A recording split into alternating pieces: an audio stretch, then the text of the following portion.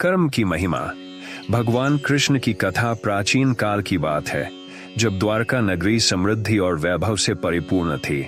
भगवान श्री कृष्ण वहां के राजा थे। उनकी दूरदृष्टि, नीतियों और भक्तों के प्रति प्रेम के लिए वे पूरे संसार में प्रसिद्ध थे। एक दिन उनके पास एक साधारण ब्राह्मण आया, जिसका नाम धर्मदत्त था। वह अत्यंत दुखी और परेशान था। धर्मदत्त ने श्री कृष्ण से कहा, हे माधव, मैंने अपने पूरे जीवन में केवल अच्छे कर्म किए हैं। मैं कभी किसी का बुरा नहीं चाहता, लेकिन फिर भी मेरी जिंदगी में केवल कष्ट ही कष्ट है। गरीबी और दुख ने मेरा साथ नहीं छोड़ा। आखिर क्यों मेरे साथ ऐसा हो रहा है? भगवान कृष्ण ने उसकी पीड़ा सुनी और मुस्कुराते हुए बोले, हे धर्मदत्त, तुम्हारी चिंता जायज है, लेकिन एक बात समझ लो कि कर्म का फल हमेशा तुरंत नहीं मिलता। कभी कभी कर्म का फल आने में समय लगता है और कभी कभी वह अनदेखे रूप में आता है। धर्मदत्त ने आश्चर्य से पूछा, क्या इसका अर्थ यह है कि मुझे अपने कर्मों का कोई परिणाम नहीं मिलेगा?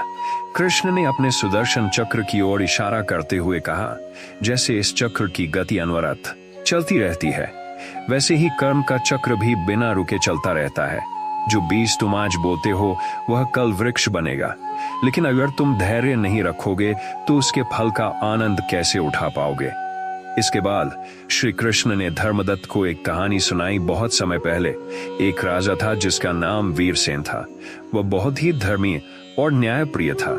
उसके राज्य में एक वृद्ध किसान रहता था, जिसका नाम रघुवीर ने अपने जीवन भर ईमानदारी और मेहनत से काम किया, लेकिन वह हमेशा गरीब ही रहा।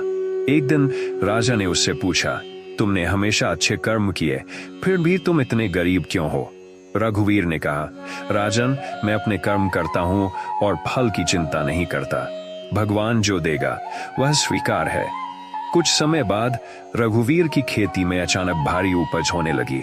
उसकी संपत्ति बढ़ने लगी और वह धनवान हो गया। राजा वीरसेन ने तब समझा कि कर्म का फल देर से आता है, लेकिन वह अवश्य आता है। कहानी समाप्त करने के बाद भगवान कृष्ण ने धर्मदत्त को देखा और कहा, तुम्हारे अच्छे कर्मों का फल भी निश्चित रूप से तुम्हें मिलेगा, लेकिन धैर्य और विश्वास आवश्यक है। कभी कभी हम जो सोचते हैं वह फल हमें नहीं मिलता, क्योंकि भगवान हमारे लिए कुछ और बेहतर सोच रहे होते हैं। धर्मदत्त ने श्री कृष्ण के चरणों में प्रणाम किया और समझ गया कि कर्म की महिमा असीमित है। वह शांति और संतोष के साथ अपने जीवन में लौट गया। अब उसे अपने कर्म पर अटूट विश्वास था। सीख। भगवान कृष्ण हमें यही सिखाते हैं कि कर्म करना हमारे हाथ में है, लेकिन उसके फल की चिंता नहीं करनी चाहिए। फल अवश्य मिलेगा, लेकिन कब और कैसे, यह भगवान की इच्छा पर निर्भर करता है।